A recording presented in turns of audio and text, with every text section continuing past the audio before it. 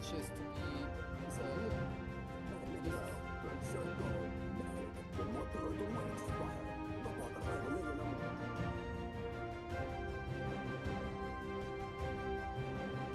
Yep.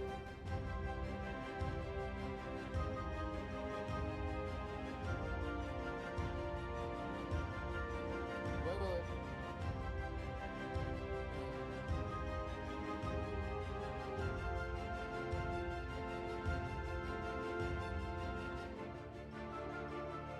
Ok.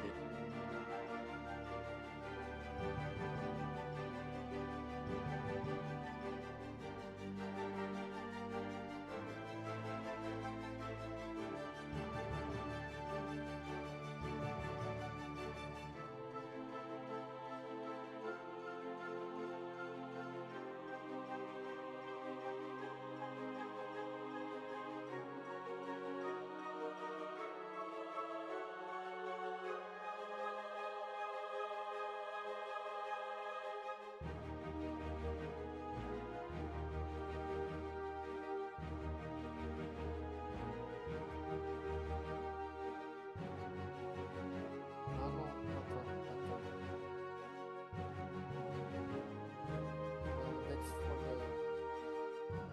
That's for the live stream one. The one I need, it's this one. So it's the regular one, the news entry one.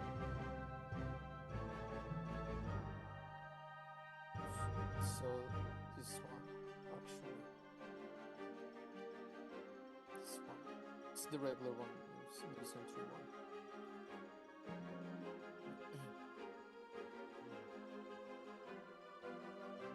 Yeah.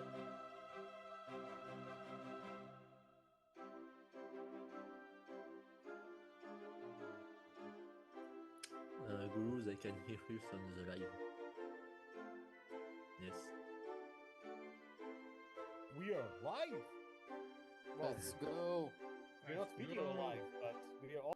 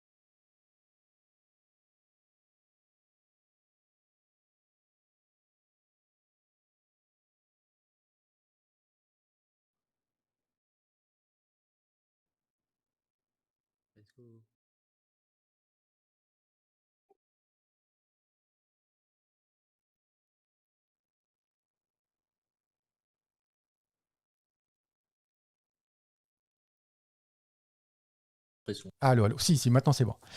Donc bonsoir à tous. Normalement c'est bon. Tu me dis Thibaut, c'est alors si ils disent. Alors, ok. Non, it's ok. Bonsoir à tous. Très très ravi de vous retrouver ce soir pour ce live exceptionnel avec les 3 CM qui sont avec nous.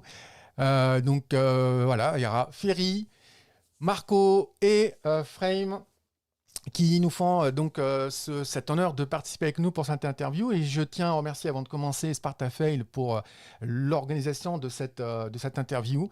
Voilà, un gros bisou à lui. Malheureusement, il n'a pas pu être avec nous ce soir. Et on sera accompagné par Thibaut. On ne le voit pas en cam parce qu'il est très timide, donc il se cache. Et donc Thibaut qui fera la traduction parce que vous savez que mon niveau d'anglais est tellement fort que je vais éviter de traduire parce que sinon vous n'allez rien comprendre. Voilà, en tout cas, ça fait vraiment plaisir de vous voir. sur ce premier live depuis un petit moment et je vais donner la parole aux 3 CM qui vont donc ce soir répondre aux questions de la communauté qui ont été posées principalement sur Discord notamment. So, hi guys, it's an honor for me to have you for this interview, and I thank Sparta Fay for the organization. So we know you because Sparta made an article for you in the Clash of Clans forum. So it was a pleasure it's pleasure to this night to hear you. So I will let you present yourself, and we can start the questions. All right, so hi everyone. Hopefully you all know me by now, but I'm Ferri, one of the community managers for Clash of Clans, and it's a pleasure to be here. Thank you very much for inviting me. Yeah, I'm Frame. I used to work on Clash Community before for 3 years, and now I'm in Clash of Clans as part of the team. And then we have Marco. Hey, it's me. Hello, everyone. Salut. Yeah, I'm Marco, and well, I just joined the Clash team over 2 months ago. So, yep, happy to be here. Thank you for having us. Thank you for the presentation. Donc Marco, il dit que ça fait 2 mois qu'il est donc CM sur Clash of Clans. Frame, ça fait aussi quelques semaines qu'il nous a rejoint. Et Ferri, c'était avant le départ de Darian, donc il y a quelques mois qui nous a rejoint. Et donc on va commencer les questions. Donc on a des questions qui vont aborder plusieurs thématiques. Il y aura des questions générales, il y aura des questions sur l'engagement des CM avec la communauté. Et aussi, on va aborder des questions sur la mise à jour, parce que vous n'êtes pas sans savoir que la mise à jour va arriver très bientôt pour HDV 17. Donc, on va essayer de titiller Marco et compagnie pour nous donner des infos. Et ensuite, on va attaquer des questions sur la Ligue Légende. Donc là, je vous donne les thématiques. Des questions sur la qualité de vie. Donc, il y a des questions sur la famille de clans, etc., sur les ligues. Questions sur l'e-sport. Voilà, c'est quelque chose d'important. Une semaine de la fin du Superfest, donc un petit retour sur le Superfest, voir comment ça s'est passé et comment eux ils voient la chose pour les prochains mois. Et puis on finira par quelques questions personnelles. Donc on va commencer par des questions un peu plus générales. Pouvez-vous nous expliquer un petit peu votre rôle de community manager pour Clash of Clans? So, okay, can you introduce yourself and explain what you do as a community manager for the game? Okay, so I'll speak for myself, but I would say the things we do are very similar, of course, but the way we divide ourselves, the tasks is a bit different. But I am a lot on top of when it comes to like producing the videos you guys see. So a lot of time spent like producing that, like creating like the script, recording, post-production, publishing, and all that. So that's a lot of work. Of course, there's a lot of feedback gathering, checking what's happening on social media and all the channels, our platforms. And of course, it's all the content you guys see on social media, on the game, and the information that needs to come across from us to the players. But just as a quick overview, because I don't have to translate after, but I'll let Vlad and Marco complement the rest of the stuff. Ok, Thibaut? Ouais. Du coup, à ça, donc Ferri, il est community manager, il s'occupe principalement donc il y a des vidéos, de la post-production des vidéos et beaucoup sur les réseaux sociaux, et il va laisser, du coup, il a dit Marco et Frame un peu aussi ajouter s'il souhaite. So yeah, Marco and Frame, if you want to add just something to say. Sure. So yeah, I have joined the team to kind of like I have this kind of mind, like I have this brain that works in a different way, that's like wants to be organized at all times. And I used to be a game producer before, so I like to kind of keep things organized and in flow and kind of like coordinated and planned and hopefully clear in terms of what we need to do and all that kind of stuff. So I'm much more like focused on like thinking ahead, brainstorming, having weird ideas or like opinions about certain things that we want to do next. But I think the major overlap is also like for all three of us to also make sure that, we are constantly talking to the players and we are talking to the creators, and we also kind of coordinate all the rollout of the content that's coming out and all that kind of stuff. So yeah, I try to kind of like put everything together and kind of make sure that like we are all like on top of other stuff. And sometimes I succeed, sometimes I don't. It's a different kind of work. But no, yeah, it's fun, and we are trying to like be more efficient and be more productive and kind of like focus on the right things. And so yeah, that's most of the scope of my work. And obviously, we will talk in details about the game and specifics as we go. Ouais, donc pour Frame, c'est beaucoup de la coordination d'équipes, des événements et aussi s'occuper de tout ça, de mettre tout ça en place et de faire en sorte de travailler plus efficacement et donc avec les différentes personnes de l'équipe.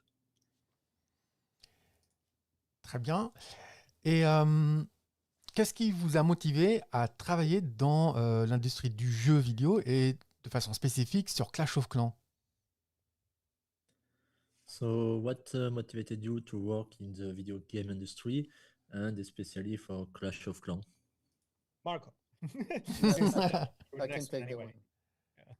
Well, for me personally, it's because I started playing video games like really since I was a kid.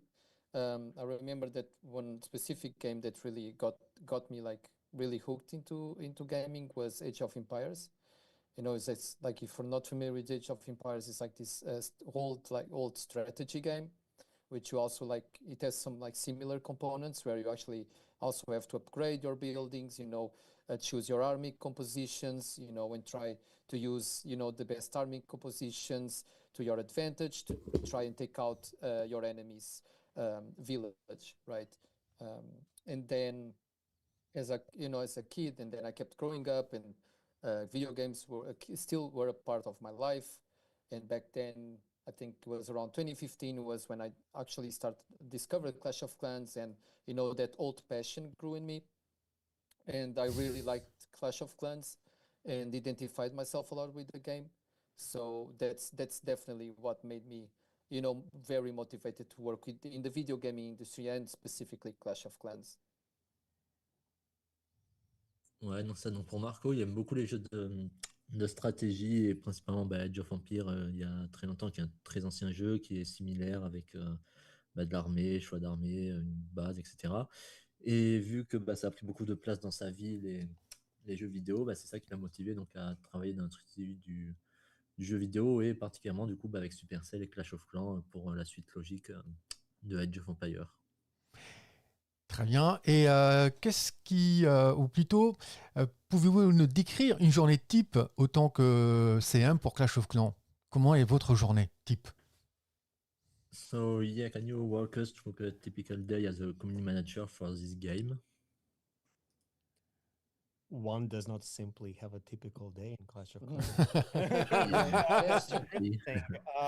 No, yeah, I mean, joking aside, I think like all three of us have like different focuses per day, and it changes every single day. So for example, now we're working on sneak peeks and talking to the creators and rolling out videos about Hammer Jam and all that kind of stuff. So it's like it is very dynamic, right? Like it really mixes between literally day by day. So it's really hard to tell you exactly how it feels. I mean, the first thing we do, we come into the office, we pick up our coffee, sit at our desks, and see the priorities of the week.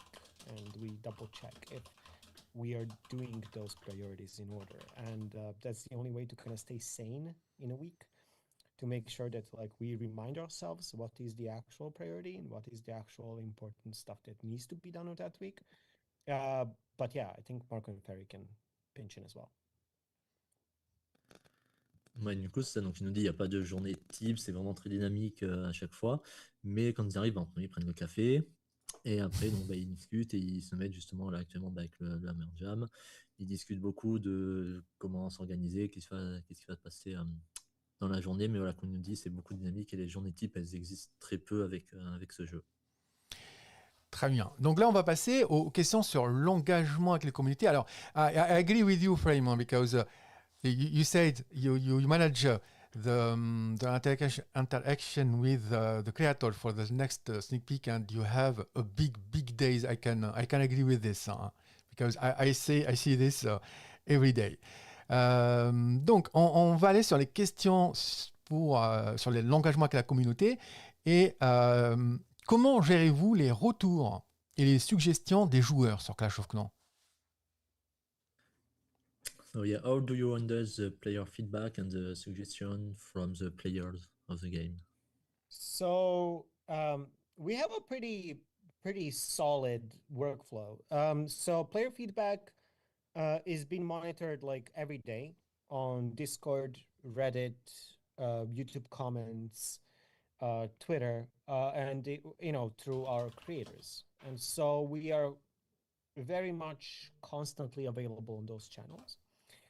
And from monitoring those channels, we have a weekly kind of like a small report that we make for the team, and we deliver that in a very simple and quick format, and we kind of like almost call it like a vibe check, right? Like a way of like saying how the community actually feels and what is the positive, what is the negatives of that week. So we do it on a weekly basis.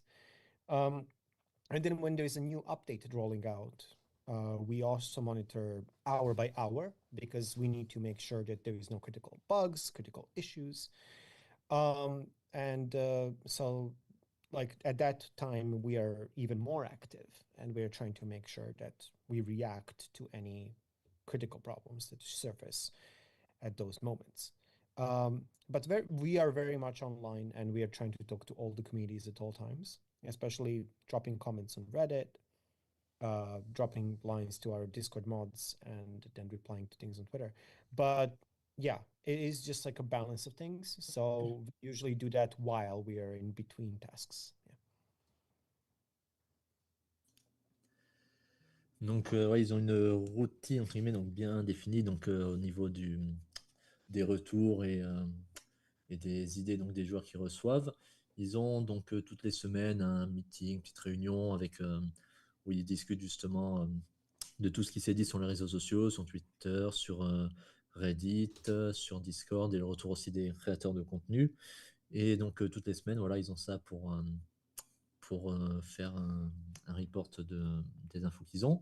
Et après, donc, ils monitorent aussi toutes les heures de ce qu'il dit au niveau des bugs qu'ils peuvent avoir, des bugs critiques qui peuvent se passer, et encore plus actuellement avec justement la mise à jour qui se ramène, ils sont encore plus actifs pour se repasser justement les informations qu'ils ont.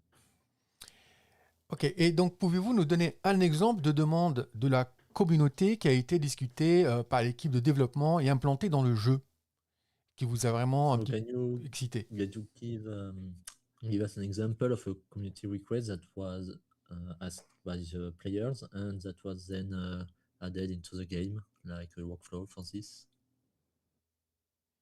Yes, there's two to me that are very obvious.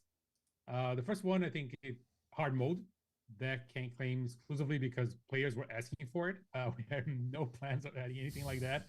So based on feedback and what we were listening, it was like, okay, we definitely need a hard mode in the game. And we took the first step. We're not finished with it. There's still more to come. It's a work in progress.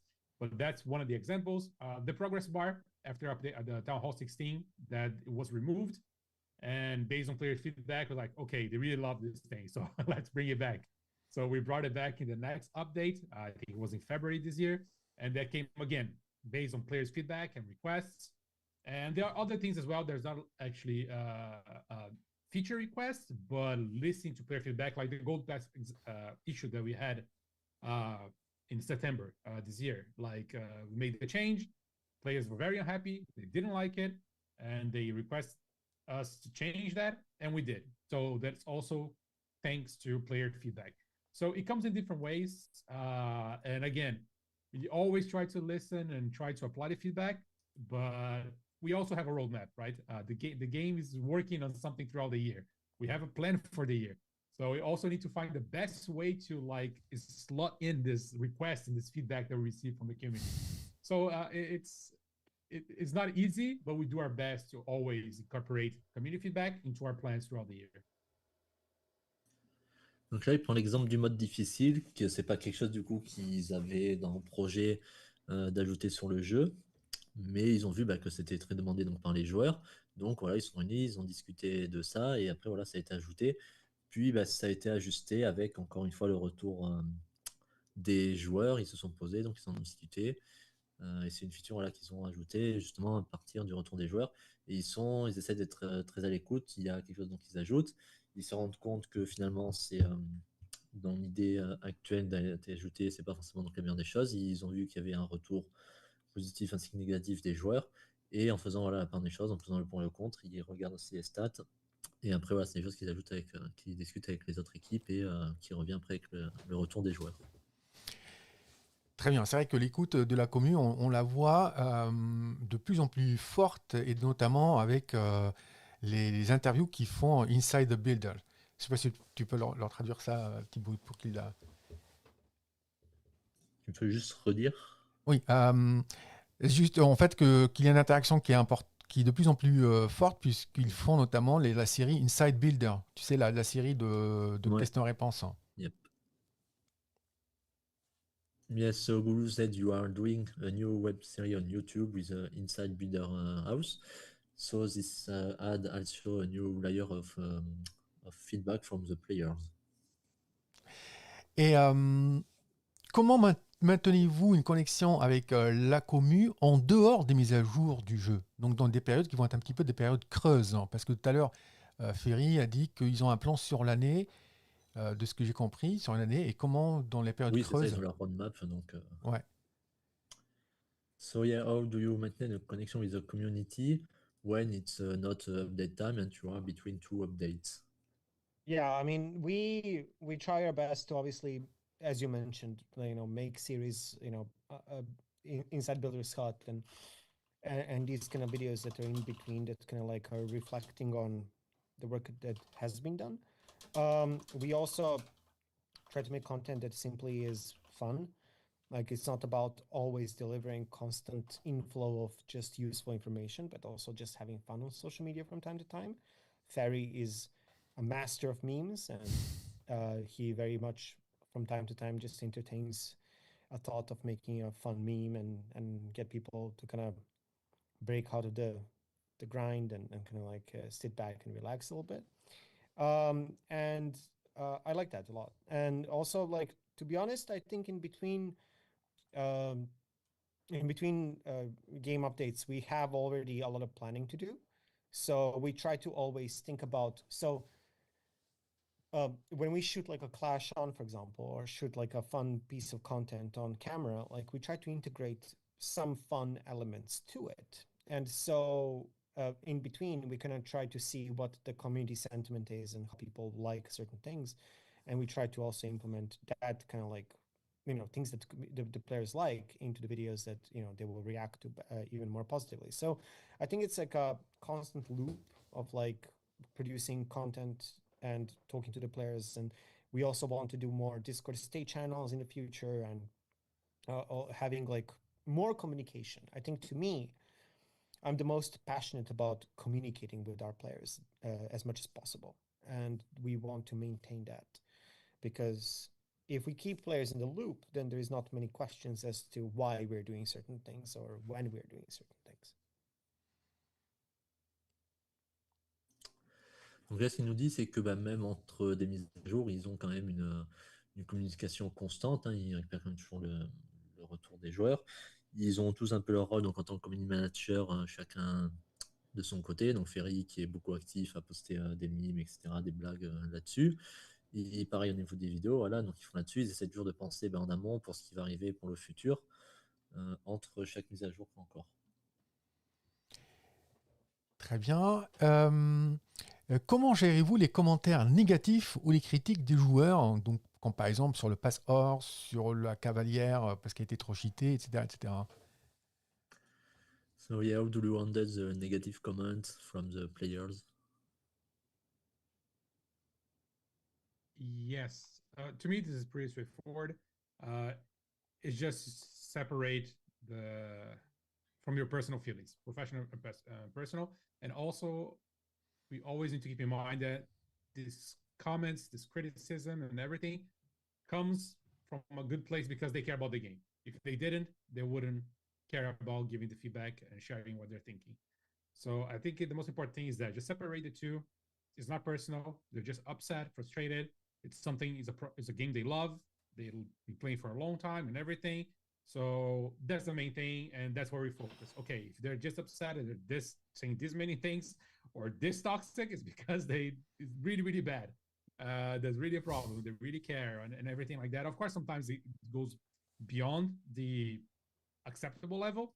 But again, I think we all do a good job separating the two. We don't get affected by those things. It's not our first rodeo, let's say. We've been doing this for years. So I guess we're all very experienced with this kind of like situation and everything.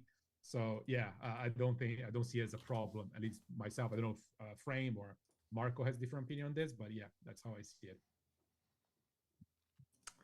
Donc ça, ouais, donc pour Ferri, il faut bien séparer les choses, que quand quelqu'un fait un retour, que ce soit négatif et une critique du jeu, c'est que déjà s'il prend le temps de le faire, c'est qu'il apprécie le jeu.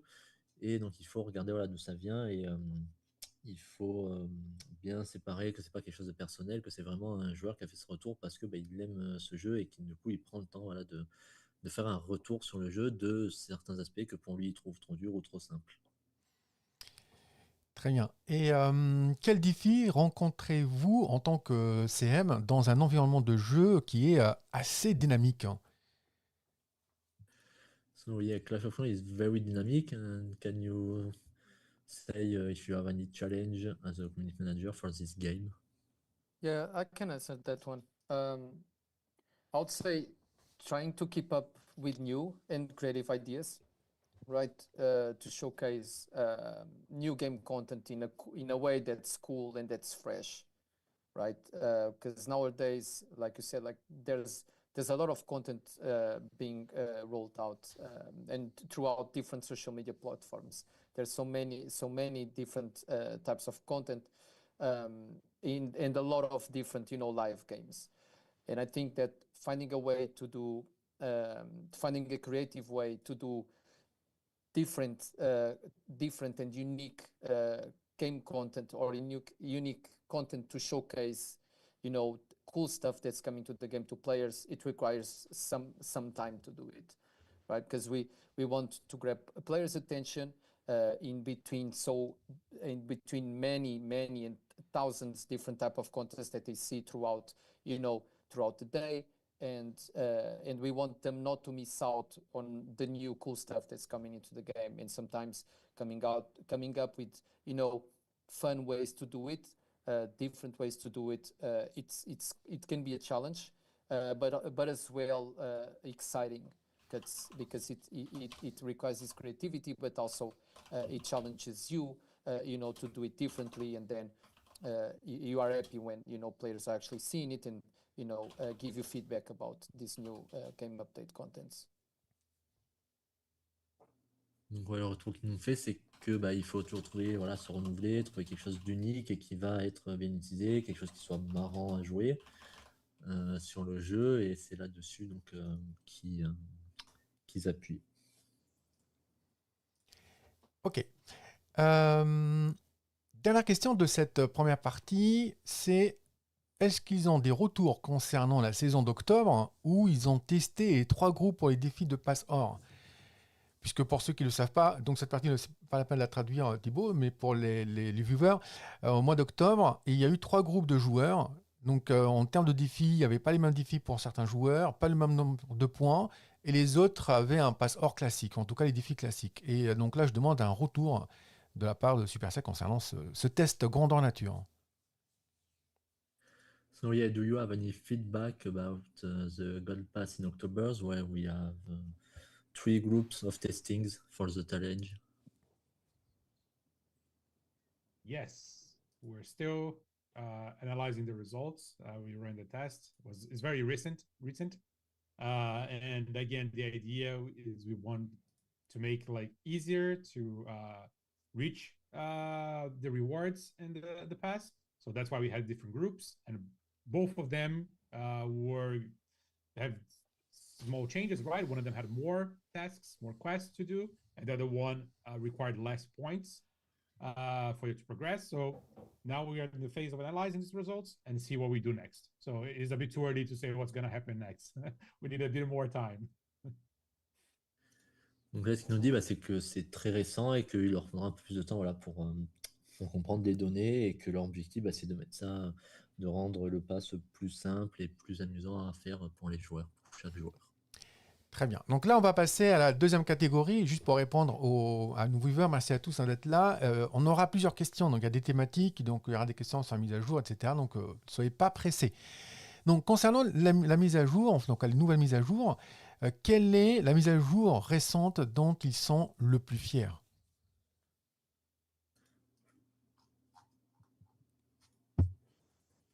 Yeah, so with about the update, what's your update that you are the most proud of? Well, it's hard to pick one. I feel that the team it keeps excelling itself with every new update by bringing exciting and game-changing features. So it's hard really because they keep surprising and in bringing such a new and cool stuff that if I would have to pick one, I would say the next update coming to the game.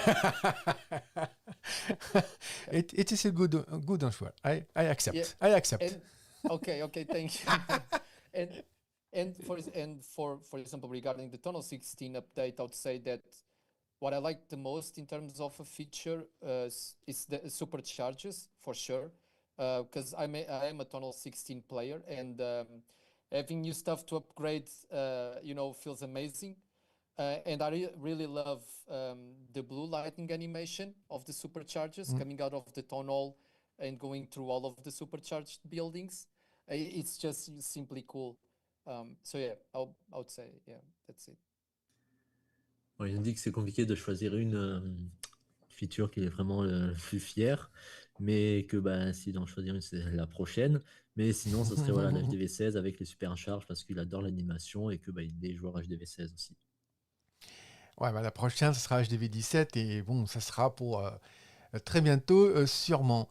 Et comment évaluez-vous l'impact d'une mise à jour sur la communauté? So yeah, how do you assess the impact of an update on the community?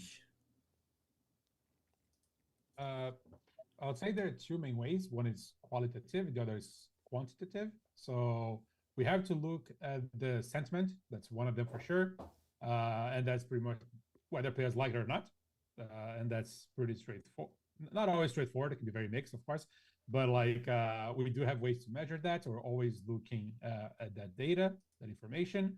There's also, of course, the quantitative part. So we have that data, metrics that we look at to see how things are being adopted by players, let's say, whether it's a new feature or whatever it is, like players are enjoying or not, are they using or not, are they, how is their engagement with that content that we release. So those are the two main ways we do it. And they both go together. If you just look at one and then forget about the other, that's going to lead to something bad. That's for sure. You should always look at both, because sometimes if the data might tell you something is good, it might not really be the reality and might end up being something bad in the long term. So you need to look at both. We're always looking long term when it comes to classic clients. Nothing that short term, it's good. It's not good for us, not good for the game. It's not something we want. And yeah, those are the two main things I would say we use to assess the quality of the stuff we do. Donc pour l'impact sur d'une update, ils s'occupent donc des données du jeu qu'ils ont, ainsi que du retour des joueurs. C'est vraiment deux choses qu'il faut qu'ils regardent. Ils essayent de voir pour le long terme du jeu surtout, et pas forcément que le court terme, parce que c'est pas forcément toujours la réalité de ce qui se passe. Et comment, ou alors, est-ce qu'ils peuvent nous expliquer comment débute le processus de développement d'une nouvelle fonctionnalité, d'une nouvelle mise à jour sur Clash of Clans? So yeah, can you explain us how the development process for new features begins for the Clash of Clans? So the way the team decides what features are being built for the game is that, like, we first ask ourselves, like, is this fun? Is this going to make the game better long term? As Ferri mentioned, the team does not make short-term decisions. They want to make features that last for many years to come, right? And so they need to make sense from the beginning. When you talk about new features, you want to make the game more fun for players, and either in like saving time or having a new gameplay or having different kind of parts of the game to explore. And one thing to keep in mind is that majority of our players are not Town Hall 16, and so we also are thinking of ways of how to bridge the gap between lower Town Hall levels and the higher Town Hall levels, and that is very important to us. We want to show to the players of the game how they can have fun while they're on that journey, and also build features that are not only accessible to Town Hall 16 players at the same time.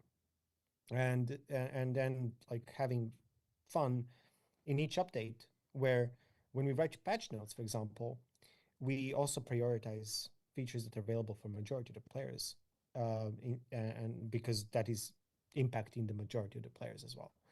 And then when features are being decided, we also get to see that proposal, and we also give feedback to the team. So that is pretty much a collaborative process. Nobody kind of comes in with iron fist and says, this is a set of features, and nobody has any say in it. It's very often a collaborative discussion with the game designers and the overall game team, artists, user experience people, Clash community, everybody involved. And then we basically agreed that this is something that's going to make the game better overall. So yeah, something to keep in mind as we build features and we want to make long-term changes to the game. Donc ouais, quand ils ajoutent donc des options sur le jeu, bah, ils regardent que ce soit pour le long terme, que ce soit pour des années de jeu.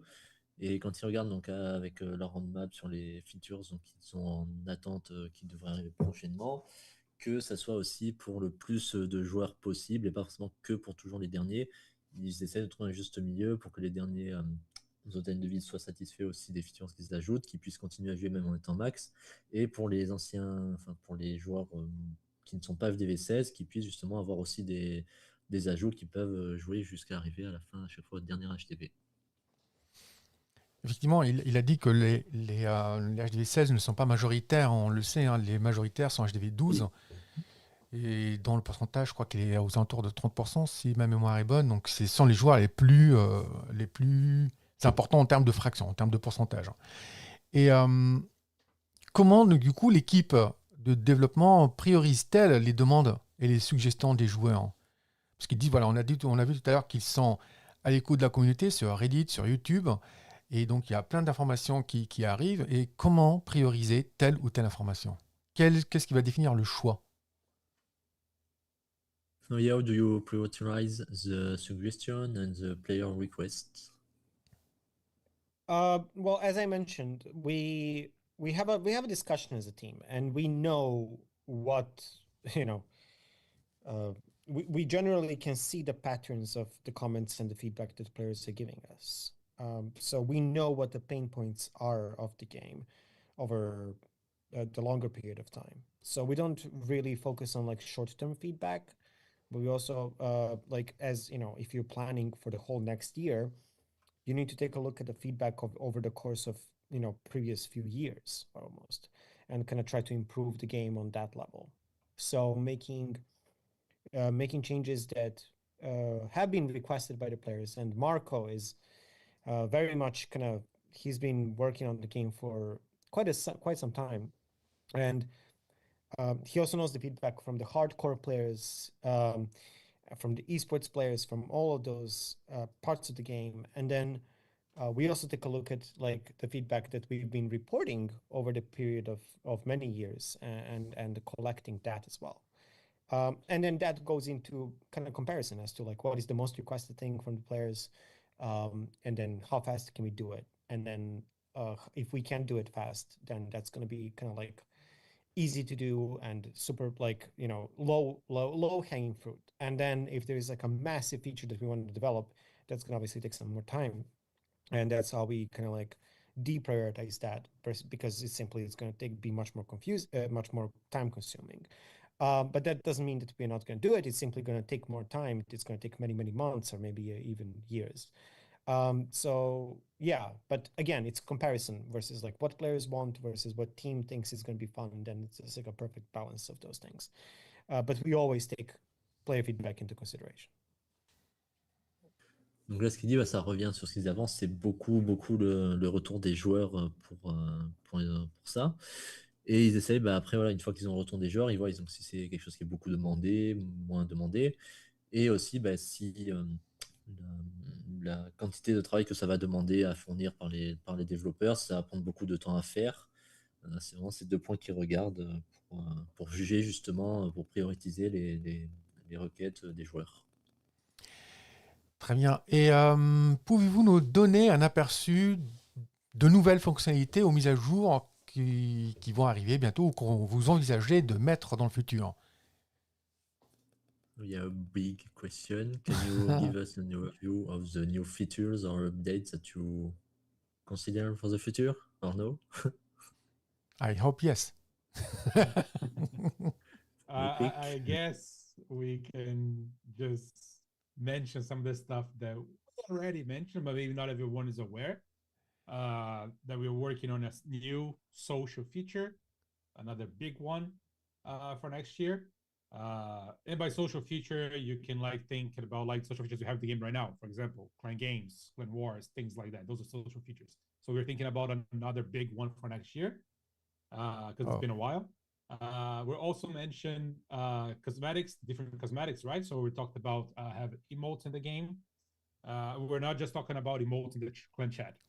We want more than that. So that's also something we're planning for next year.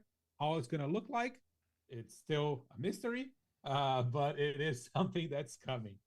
And for the rest of the stuff, I guess y'all have to wait. Otherwise, we're gonna just like spoil everything that's to come next year. But we have a very good and interesting roadmap for 2025. So stick around. Nice.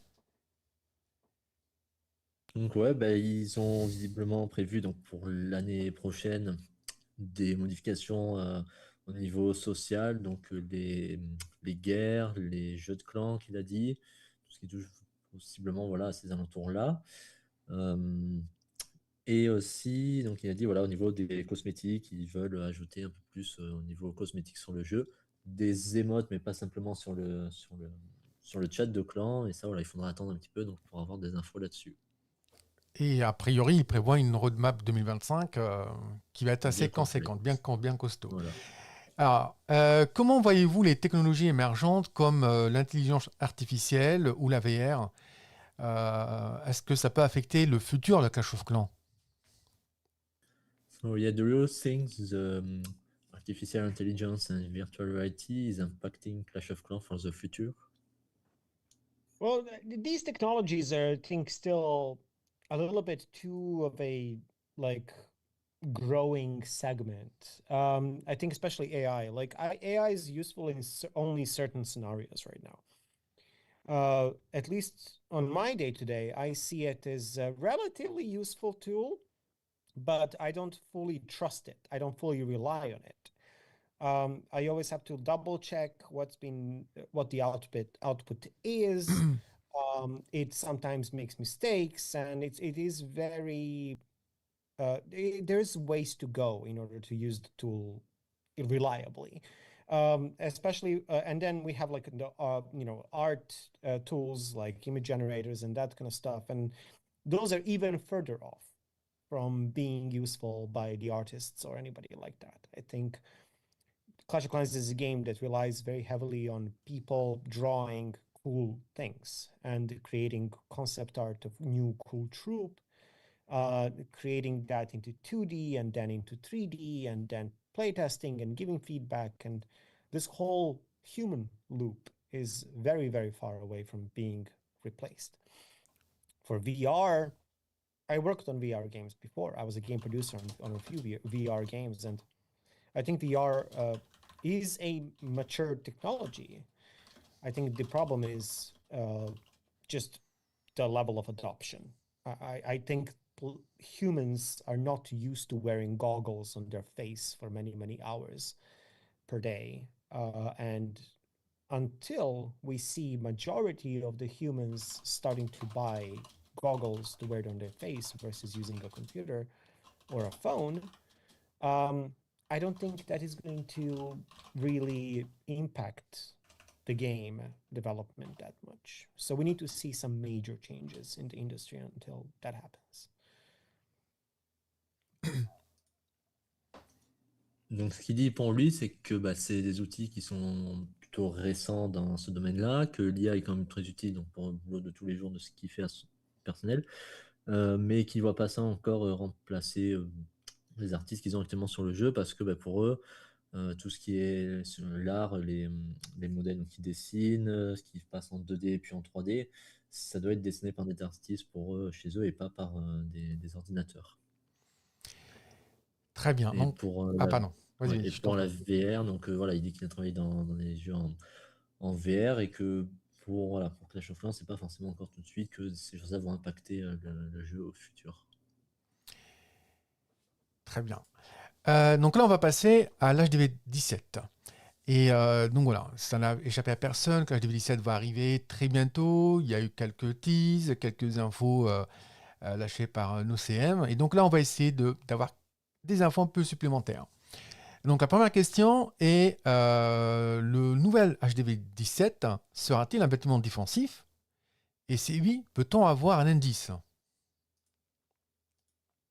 So, does the new tunnel will be a defending building? And if yes, can we have a sneak peek? Hey, be careful, huh? I have the Yeah. sword now. You know? I'm gonna. We are not live, right? So I can give you a sneak peek, right? So I can, Okay, you can. yeah, I can. Okay, because we're not live. Okay. Yeah. So as we've been doing since we released Tunnel 12, which is the first tunnel with having a defensive weapon, Tunnel 17 will also be a defensive building. So it will have a its own defensive weapon. As for a clue, let's say that players that love to do spam attacks and queen walks will have a tougher time than usual to take down the tunnel. Donc, ce qu'il nous dit, c'est que ça sera, oui, un bâtiment défensif, comme depuis la VTV12, et que les gens qui aiment faire des attaques spam et du Queen Walk vont avoir un petit peu plus compliqué pour eux que d'habitude. Oh, this is... I accept this point. Thank you, Marco. It's okay. Peut-on espérer la fusion d'autres bâtiments défensifs, autres que la tour d'archer ou le canon qu'on a déjà eu avec l'HDV 16? So, can we accept a new fusion of defensive buildings other than the archer towers and the cannon? Yeah, we don't plan to add more at the moment. Instead, we plan to let players, of course, eventually merge all cannons and archer towers into like ricochet cannons or multi-archer towers, which means that players will more likely have these options to merge. But aside from these ones, we at the moment we don't plan on any other merge buildings or defenses. Donc, il n'y a pas de fusion prévue pour d'autres bâtiments pour l'instant, mais ils ont un plan de fusionner encore les archers, les tours d'archers et les canons qui restent. Très bien, donc on aura ces nouvelles fusions, mais pas d'autres. Et alors, L'autre question, c'est quand ça concerne les supercharges. Tout à l'heure, Marco avait dit qu'il adorait la couleur bleue de ces supercharges. Est-ce que ces supercharges seront-elles encore actives lors de la sortie de l'HDV 17?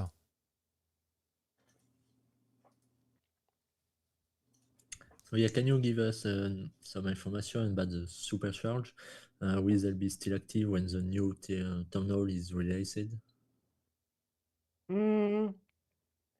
So obviously when the new town hall, so the vision for Supercharge, the design of Supercharge is that when the new town hall comes out, as any other town hall before it, not all the buildings will have another level to upgrade to immediately.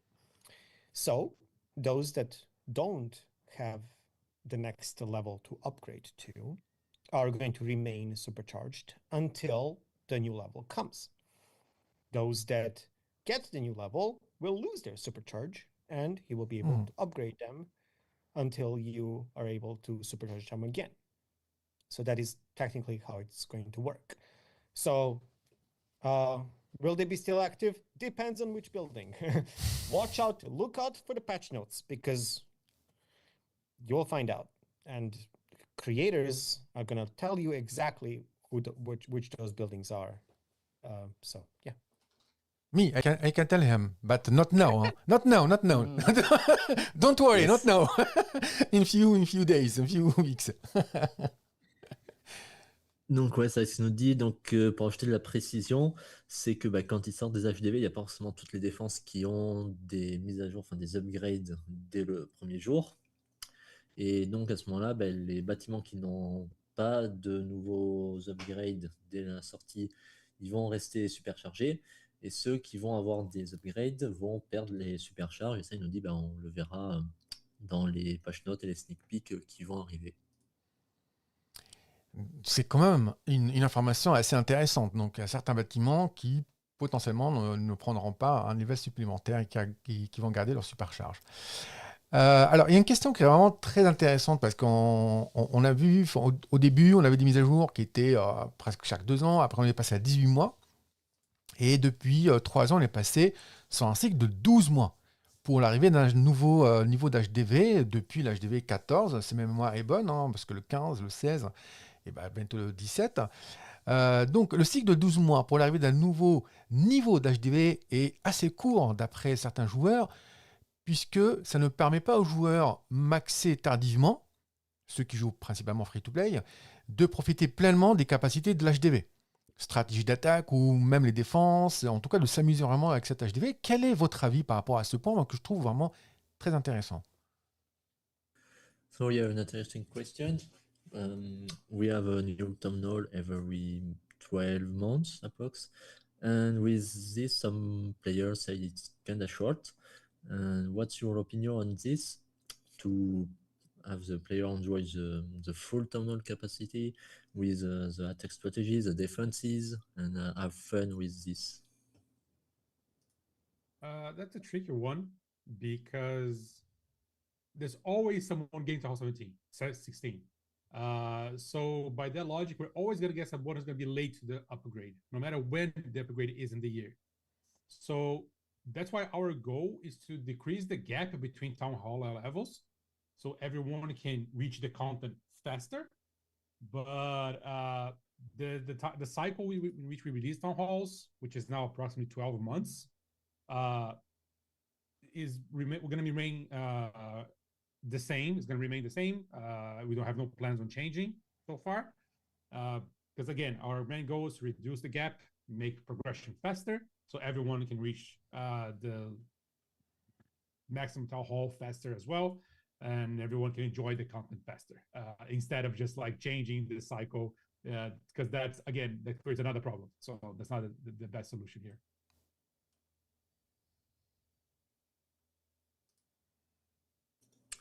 Donc là, il dit justement le but avec les HDV qui arrivent comme ça, c'est qu'il y a un cycle régulier et que chacun donc puisse jouer à chaque fois aux derniers HDV plus rapidement. Ouais, c'est vrai que les coûts d'amélioration et les temps d'amélioration ont été drastiquement réduits depuis plusieurs mises à jour et ça facilite, enfin ça aide, ça va pas, on va dire pas faciliter, mais en tout cas ça aide à progresser assez rapidement. The last question for this, pour cette catégorie, dernière question. Can you expect, enfin, plutôt en français, pardon, peut-on s'attendre à un HDV 18 l'année prochaine? Ah oui, oui, ah. Yeah, quick question, yes or no? Town Hall 18 next year or no? Oh, yes or no, and more information. Why you say just yes or no, Simple Thibaut? question. Yes, Very yes, simple. yes or no. That sounds like very non-negotiable. Common answer. But yeah, what I can say is that, as we mentioned before, the team is the team. So we want to release like a tonal update like every 12-month cycle, and the team is committed to keep that plan in the future. So it's possible. Ok. C'est possible. Bah, leur équipe, ouais, elle veut vraiment, donc elle est faite donc, pour que leur objectif, c'est un HDV tous les 12 ans autour de là, quoi. C'est pas gravé dans le marbre, mais c'est autour des 12 ans. 12 mois, pas 12 ans. 12 mois, 12 Oui. mois. Ouais, 12 ans, ça fait 12 mois. Voilà. Ok, très bien. Alors, on va passer à une autre catégorie de questions. On va passer à la Ligue Légende. Donc, on a 3 questions concernant la Ligue Légende, qui est voilà, la plus haute ligue sur Clash of Clans. Et il y a une question qui est assez récurrente, qui revient assez souvent. Serait-il possible de rendre le mode, ou de mettre plutôt, d'inclure le mode difficile en Ligue Légende accessible, soit dès les 5000 trophées, dès qu'on rentre en Ligue Légende, ou alors, par exemple, à partir de 5500 trophées? So yeah, for the Legend League with All Mode, is there any plan to add the All Mode in Legend League or in Higher Legends? Yeah, I can answer that one. I think Ferri mentioned during this live stream that hard mode is something that we are still adjusting and iterating on. So as long as we are still like feeling that hard mode hasn't reached, that sweet spot that we want the feature to be, I don't think we will be releasing the hard mode in every other parts of the game. However, like expanding hard modes to more places in the game, it's still something that we're considering, right? But we still need to feel that the hard mode is adjusted in the way that the team wants, or that at least that the players also feel that they have fun playing it. Donc ouais, comme il a dit, donc le mode difficile, bah, il est quand même assez récent et ils sont encore en train de l'ajuster, basé sur les retours des joueurs. Donc pour l'instant, là, c'est pas forcément quelque chose qui est prévu ou qui est même exclu en fait. Ils sont justement en train encore d'ajuster ce mode avant de l'ajouter à différents endroits suivant, comme on a vu, le retour des joueurs. Ok, c'était pas a priori possible de faire une partie du jeu avec une game vraiment réellement avec le mode difficile et une partie non. Aussi une question assez récurrente, mais que je pense légitime. Est-ce qu'il est possible d'avoir, dans le futur, la possibilité de choisir entre 2 compos d'attaque en Ligue Légende? Parce qu'on a maintenant beaucoup de troupes, on a aussi les équipements des héros qui sont très nombreux, et la question se pose sur la possibilité de faire un choix entre 2 armées déjà prêtes. So yeah, is there any plan to have 2 different armies for Legend, and so you can swap your army depending on the base you see? That's a very interesting idea. I'm not sure if the team has considered this idea. So I cannot say for certain, because it's the first time I'm hearing such an idea. But I can say that it's very interesting, and we will definitely pass it to the team. Donc il dit que pour lui c'est une idée très intéressante, que c'est la première fois qu'il l'entend, en tout cas personnellement, qui ne peut pas forcément nous partager si donc ça a été déjà discuté avec l'équipe, mais qui en tout cas il fera remonter cette idée du coup. Très bien. Ah bon, on espère que ça passera, ça serait vraiment quelque chose de très positif pour le jeu. On va maintenant passer aux questions sur la qualité de vie, de façon générale dans le jeu. Et une des questions qui a un lien avec le recrutement, hein, tout le monde se plaint du recrutement, et il y a eu dernièrement la mise en place des annonces de clans. Et quel est le retour d'expérience de Supercell quant à l'utilisation des annonces de clans et leur efficacité? So yeah, do you have any feedback with the clan announcement that was added a few months ago and the effectiveness of it? Yes. So the feature is not yet working as intended. We announced that a while ago, so there are some issues with it. So, and the main thing is that not every clan is receiving the same amount of visibility. So some clans are getting a lot of people joining and everything, getting their clans notice displayed, but some clans are not getting any at all. And that's an issue on our side. That's not supposed to happen. So for some people it works, for some people it doesn't work. And that's a big problem. So we're working on a fix for this, and that's the main thing right now is fixing this issue.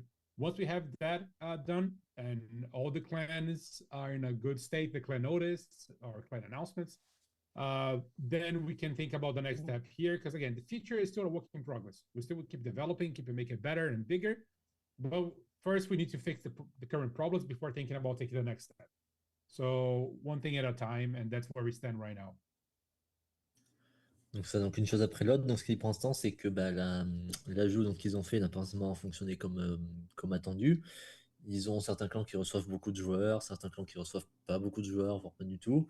Et donc ils sont en train déjà de trouver un fixe donc, à ce problème. Et après, à partir de là, ils pourront justement analyser un peu plus en détail et travailler encore sur cet ajout, qui n'est actuellement pas forcément à la hauteur de ce qu'attend Supercell. Et donc toujours dans les clans, serait-il possible d'augmenter le nombre de caractères par message, surtout pour les messages de clan où il faut attendre 1 heure entre chaque message, et de passer de 15 à 20 messages épinglés? Yeah, so it is possible, or is there any plan to increase the maximum number of characters that we can have per message in the clan chat? And do you plan to increase the number of pinned messages that we can do? Those are two very good suggestions. What I can say is that the team is aware that the clan chat would need some improvements. It's a very old UI, and that's something like the team is thinking about. Whether these improvements are increasing the number of characters or number of pin messages, I'm still not sure. I think the team is still discussing and brainstorming about what could we bring to the clan chat to improve players' experience and the clan chat experience overall. But those are very good suggestions. Donc ce qu'on dit, c'est que c'est deux bonnes suggestions qui sont souvent remontées donc, aux développeurs et que ils vont justement regarder. C'est pareil, hein, la refonte du chat est assez récente, moins récente que certaines autres ajouts, mais ils sont encore en train justement de travailler dessus et de voir qu'est-ce qu'ils peuvent faire pour améliorer tout cet aspect au niveau clan chat. Et là, je vais poser une question qui a un petit peu d'actualité concernant la statue du dragon. Donc récemment, tout le monde a peut-être vu un petit peu, il y a eu beaucoup de giveaways pour la statue du dragon qui ont été faits par les créateurs, qui a suscité un engouement quasiment mondial. Tout le monde voulait avoir cette fameuse statue. Et malheureusement, il y a quelques abus concernant cette statue, puisque certains mettaient cette statue en vente, puis certains l'achetaient, ils se faisaient arnaquer. Donc voilà, c'est un petit peu dommage. Et beaucoup de joueurs espèrent avoir cette décoration. Est-il prévu de la remettre en boutique ou pour les créateurs pour qu'ils puissent faire à nouveau des giveaways? Et j'en ai 5 en plus. Yeah, yeah, with the big dragon statues, 3x3, that what put for the creator to do some giveaways. There was a big interest with it, but there was a lot of abuse from some people. So yeah, we have many players who want to have this decoration.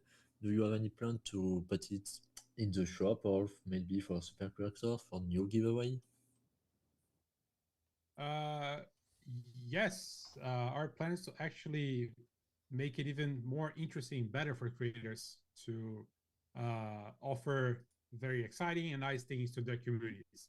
So I think the dragon statue was something that was out of the ordinary. It was crazy, to be fair. We didn't expect to be like that. Everyone wanted the statue. We know it looks good, but like we didn't expect to be that good. So the idea is, yes, we could definitely bring it back, but our plan is right now to make it better so creators have exclusive and new things to give to their communities. Because I think that's the goal. So to make it interesting for all the creators to have better stuff to give away. That's the main goal right now. Yeah, I have it, so it's fine. So, ouais, donc ce qu'ils disent, ça, c'est qu'ils ne s'attendaient pas du tout à ce qu'il y ait un tel engouement sur cette statue, hein, ça dépassait toutes leurs attentes, mais ils ont, oui, comme projet, voilà, d'ajouter ça pour les super créateurs, pour qu'ils puissent continuer à donner des objets très intéressants pour la communauté en giveaway. Bon, j'en ai encore 5 en stock, donc il y aura des giveaways bientôt, faut rester à l'affût. La question suivante concerne les minerais, les minerais pour améliorer les équipements des héros. Et serait-il possible d'offrir des minerais étoilés en récompense pour les ligues de GDC? Vu la lenteur pour les obtenir, cela pourrait être un boost très apprécié. So, yeah, the question we have is about the starred ore as a reward for maybe clan rating. It's very slow to get them. So, do you have plan to make them available in different places? We know that Starry-Or, it's a very valuable resource and a very demanding resource. Besides, medal events and CWL, there's no other way to get it in the game. We currently don't have any plans on adding Starry-Ors to the League shop. However, what we will probably do is introduce instead selections of older equipments, both to medal events and in the League shop. No concrete promise for when or for how many medals that would cost yet, but this could be, a way to go. So because of Starry-Ors are hard to get, right? And there aren't many chances to get Starry-Or, maybe allowing or having these older equipments available in the League shop could be a way for players that weren't able, for example, to get equipments, to unlock, those equipments. This is what the team will probably do, but adding Starry-Ors in League shop, it's not on the plans. Donc là, ce qu'ils nous disent déjà, c'est qu'ils ont quand même pour objectif de pouvoir permettre de récupérer les anciens équipements, enfin les plus anciens équipements d'autres façons, possiblement avec les médailles de ligue, mais rien n'est marqué que ça va se faire. Il n'y a pas de date où ça va se faire, enfin ils ne le disent pas là-dessus. Et après, oui, alors pour les ordres, ils savent que c'est un point un peu sensible et ils sont en train justement d'étudier la question pour les étoiles. Et y a-t-il des projets pour ramener des troupes d'événements un peu fun? On a eu les troupes d'Halloween temporaires qui sont très puissantes et stratégiquement intéressantes pour une attaque. Quand reviendront les événements avec des troupes ou sorts ou les pièges comme les barbares citrouilles, les géants squelettes, sorciers de glace ou le piège de rétrécissement qui était vraiment génial, ce piège. Moi j'adorais ce piège. Qu'en pensez-vous? So yeah, we have in the last event, we have had a lot of very strong troops, and the player are asking, is there any plan to bring the pumpkin barbarian, the giant skeleton, the high wizard, and other very fun troops and not broken, like they said? So yeah, I think the mindset here should be, if they're fun, then why not bring them back? So and this past Clash Arena was the perfect example of that. So, and again, there's a lot of stuff we could bring back, but a lot of them, again, are tied to a specific season or event. So it has to make sense, right? You can't bring Levaloon out of nowhere like March, he's back. So we want to make sure that we bring these troop spells or things back. And also if we bring Levaloon back all the time, I know Legend players will be very mad at us. So we need to do this the right way at the right time. But definitely, yes, we definitely want to bring this stuff back more often because they're super fun to play with. They're temporary. So even they shake up the meta a little bit and the matches is not entirely a bad thing because they're temporary, right? So yeah, that's a yes.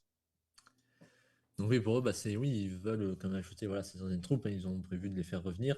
Il faut que ça soit toujours voilà, fun, hein, comme il dit, mais il ne faut pas oublier qu'il dit voilà, c'est des troupes temporaires, donc pour eux, voilà, ajouter des troupes qui sont plus fortes que l'ordinaire, c'est pas forcément le plus problématique vu que c'est quelque chose de temporaire. Et il faut que ça reste fun pour tous les joueurs qui sont pas forcément tous à fond dans le jeu. Et pour finir sur cette catégorie de questions, l'activation de la capacité des héros en défense serait un excellent ajout de difficulté. Qu'est-ce qu'ils en pensent? Honnêtement, moi, je suis vraiment pour ça à 200%. So yes, the hero ability in defenses would be very great for an extra difficulty for defenses. Do you have any plan for this? That sounds like an extra hard mode. Like in hard mode, we already nerf equipment. Now you want equipment to be activated by defense? Like that's crazy. No, I'm joking. Yeah, no. So in terms of defenses, we think that like heroes, there is a lot of area to improve in terms of defensive heroes. Right now, it's a little bit clumsy when you need to put the altar in a place, and then you need to basically kind of like use it as a defensive building, and it takes a lot of space, and there is like altars all over the place, and it's like kind of like, you know. So I think we can improve that. We can stay tuned. Oh, stay tuned. I love this. donc là, il Stay dit quelque chose, tuned. il faut Oh, rester, yes. il faut- I will send you DM tomorrow, Vlad. Donc ils veulent, enfin ils ont, comment dire, actuellement là ils disent que les héros en défense c'est simplement un bâtiment qu'il faut qu'on place et qu'on joue avec pour voir un peu où est-ce qui est le mieux. Mais ils ont visiblement, comme il dit, des projets pour les héros en défense. Mais il nous en dit pas plus, il faudra attendre. Ah, ça c'est quand même une info, hein. Et ça, c'est une info intéressante. Thank you, Vlad, for this short spoil. We go to e-sport question. Donc, on va aller sur les questions e-sport. Il y a eu, en tant que spectateur, moi, honnêtement, j'ai suivi sur la chaîne d'Optimus, d'ailleurs, coucou à Vouti, le Superfest, donc championnat du monde, Clash of Clans. Il y avait en fait Superfest parce qu'il y avait Clash of Clans, Brawl Stars et Clash Royale qui se jouaient en même temps. Et le Superfest a offert des moments qui étaient incroyables. Marco, quel est ton retour sur le Superfest? So I've been the first time I've attended the Clash of Clans World Championship was back in 2019 in Hamburg, Germany. And now seeing like from 2019 in Hamburg, then 2020 which you did online, and then 2021, then 2022 and 2023 here in Helsinki. First with Clash Fest and then with Superfest. You know, looking back and seeing like and comparing to how Superfest went this year, you can clearly see like in my opinion that the production level was like better. In my opinion, of course, was better and my favorite since we started the first World Championship. There are many reasons for that. I think the fact that we were able to, you know, put together Clash of Clans, Clash Royale, and Brawl Stars in one single venue, it was pretty cool, pretty exciting. Also, the fact that this year, you know, you had a kind of like a mix of both worlds, where when you would go into the venue, they have this, you know, Supercell universe with, you know, some like Clash decorated space, Clash Royale with the King Towers as well decoration, and then the Brawl, and then this Heyday food truck. But then after you have crossed that, you know, Supercell universe, you'd go into the esports universe. So for me, having like seeing in this venue a mix of both worlds was pretty cool, pretty exciting. When it comes to the actual, world finals itself for Clash of Clans, I'm an esports fan, and I've been following esports like for a long time, and I was very happy to see, how the finals went. It was very, very excited to see Synchronic Gaming lifting the trophy. All the emotions, right? Like General X couldn't even barely talk because it was so, it's so emotional. You could see how much the team wanted to become world champions. You could see how hard they fought to get there. And for me as a viewer, I feel those emotions. I feel the dream, and it's very inspiring to see. Ouais, donc pour Marco, ça c'était vraiment une expérience à part, hein. C'est le fait d'avoir tous les jeux réunis au même endroit au Superfest, c'était vraiment quelque chose d'unique.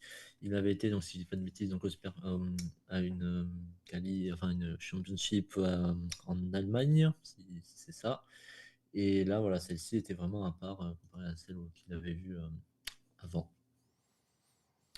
Et toujours sur l'e-sport, on a vu que le format a changé. Je pense que la majorité des joueurs sont satisfaits du nouveau format pour la phase finale de Clash World, puisque c'était un format par groupe. Cette année, c'est une première sur les Clash World. Certains joueurs suggèrent toutefois un loser bracket, ce qu'on a eu l'année dernière par exemple, ou même les autres précédents, les précédents Clash World. Parce qu'en fait, ça donne une deuxième chance à certaines équipes. On a vu malheureusement cette année, lors du Superfest, que certaines équipes, il y a le stress qui joue. Il y a eu une des attaques, une étoile qui a été faite, qui est un petit peu dû peut-être à stress, etc. Et dans le passé, on a vu des cas un petit peu comme ça, et c'était rattrapé avec le loser bracket. Quel est ton avis, toi, Marco, par rapport à ça? Est-ce qu'on se dit, OK, on est dans l'e-sport au niveau, donc c'est one shot, ça passe ou ça passe pas? Ou alors, OK, on donne une deuxième chance. Moi, j'aime bien, mon avis personnel, j'aime bien ce nouveau format. Mais d'autres disent, loser bracket, c'était quand même bien aussi.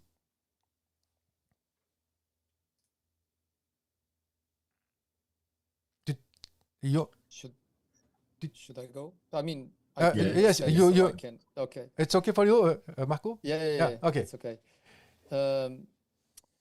So I agree with you in a sense that so first of all, it's hard to please everyone, right? I don't think like there's a format that will please everyone. There's always a format that we can go that has both pros and cons. If we talk about we've done since we started the World Championship program back in 2019 with a double elimination final. Of course, it has its pros where players have a chance. The team has a chance to come back from a defeat, right? For example, like if you go through the losers bracket and you manage to win twice, you can actually become world finals, if you win twice in the grand final. But the cons of it is like the team that gets to the grand final in that format through the upper bracket or winners bracket, it only has to win once, right? So it's pretty tough. The odds are very low for the team going through the lower bracket. Again, and also on the pro side, going with the double elimination format, sometimes you get to see, bracket reset, which is when the team from the losers bracket actually managed to win once against the winner of the winners bracket team, and then the grand finals match is tied. So that's a very good feeling. However, another con side of this is like it's a longer format. This requires many hours of broadcast. Whilst if you compare to this new format that we had for Clash of Clans World Finals this year, which was a single elimination bracket, we also have some cool pros, which, like you said, it's one shot, right? Like you can arguably say that the best team in this format is the team that can handle the biggest pressure, because I can't even imagine the pressure that it is playing in that big stage in World Finals, where it's either win or you're out, and that's, for example, as a player, it comes with a huge pressure, but for the viewers, it's very exciting too. At least for me as a viewer, I know if anything happens wrong, if the player fails any spell drop, or I don't know, if it makes a 2-star or 1-star attack, it's all over. So it creates this emotion, this tension, this atmosphere that's very exciting as well. But of course, on the downside, you also have the fact that if you lose once, then you're out and the other team becomes world champion. So it's hard to pick one of these two formats. I really like them both. Donc ouais, c'est ce qu'il nous dit Marco. Donc c'est que chaque format, ils ont leurs points positifs et leurs points négatifs, les deux. Donc c'est pas forcément évident d'en choisir un qui est meilleur que l'autre.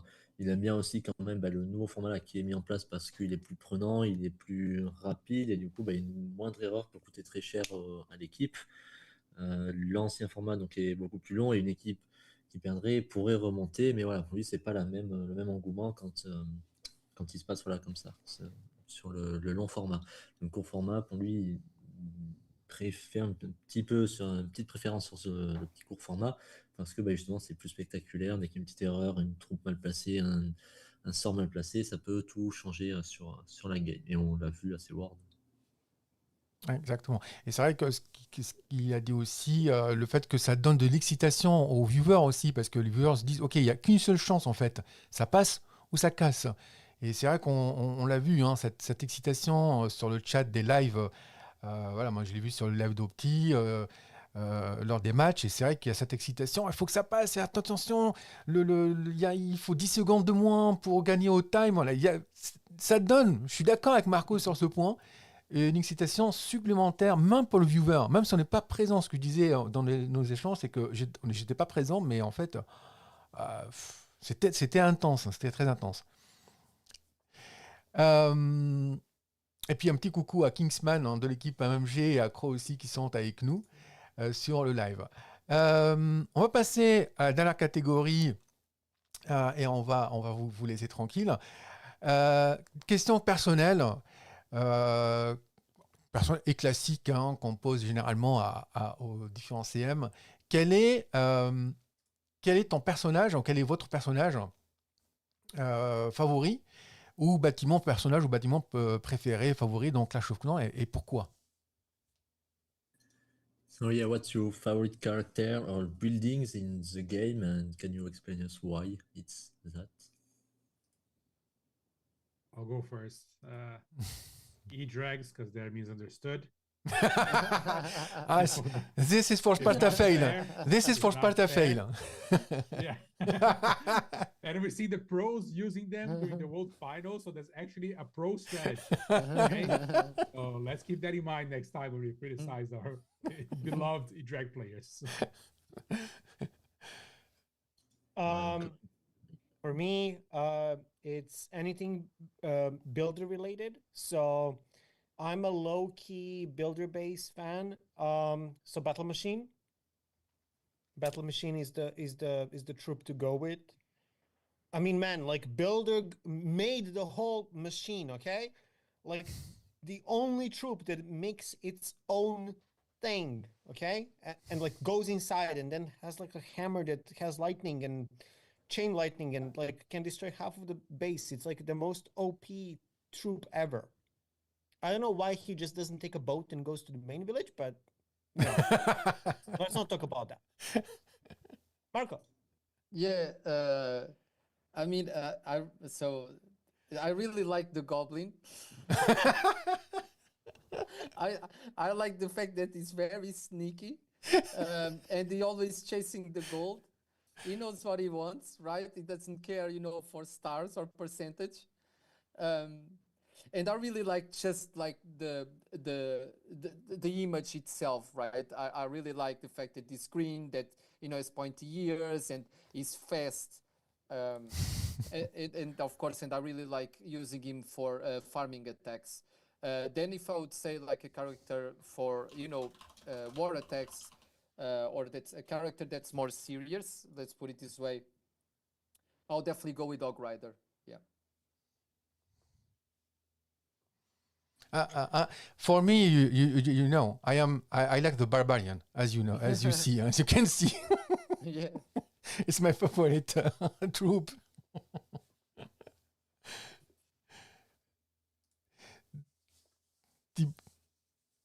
Ouais, Ouais. bah alors donc Ferri aime bien l'électro-drag parce que bah, les pros l'utilisent, donc c'est une très bonne troupe.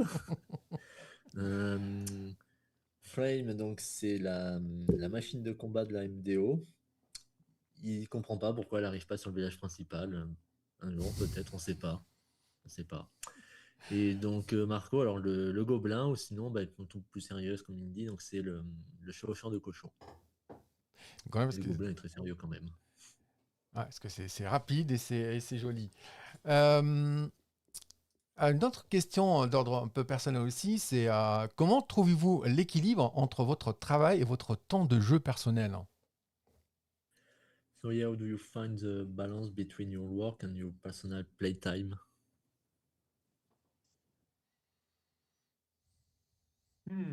Uh, for me, it's well, I guess it depends a lot of what's happening in the game at work. So some seasons, sometimes the year is going to be more demanding than others. So you need to find the balance, and also we are three CMs, right? So a lot of times we can okay, I need some extra time for myself and some time off, so the other two can cover for whoever's out. So right now, I think it's much better for us to find a balance, to know when we need some time off, need some more time for ourselves. But overall, I'd say it's pretty healthy the way it works. We can easily manage our time between work and leisure or like personal time. I don't think it's an issue overall for us, except of course end of the year when it's a lot of updates happening super fast. That's crazy, but it's good crazy. That's the thing. That's good crazy. So I'm more than happy to do it, but it still takes a lot of us. It's very demanding for sure. Yeah, like Superfest was on a weekend, so basically our weekend was booked, let's say. And also like, Marco and Ferry did an amazing job of like organizing the whole like treasure hunt at the event, and I was just doing whatever I was doing there. And then like, it was so much fun. So like sometimes sacrificing weekends is worth it. It's like you just, if you have such a big event for the for the players and for the creators, you want to hang out with them as much as you can. So that's important. But yeah, I mean, we also like know how to like, zoom out and kind of like, take a look at the big picture and then figure out like when we're going to take the next few days off or a vacation, or who's going to cover who at that time. So it is pretty flexible, and we encourage everyone to kind of take as much time as they need to kind of recharge and whatever timeline works for them. But, just respecting everybody else's time and kind of preparing for that ahead of time, so we don't end up in a situation where people suddenly disappear and then we have no backup. But other than that, yeah, it's very sad. It's pretty smooth right now.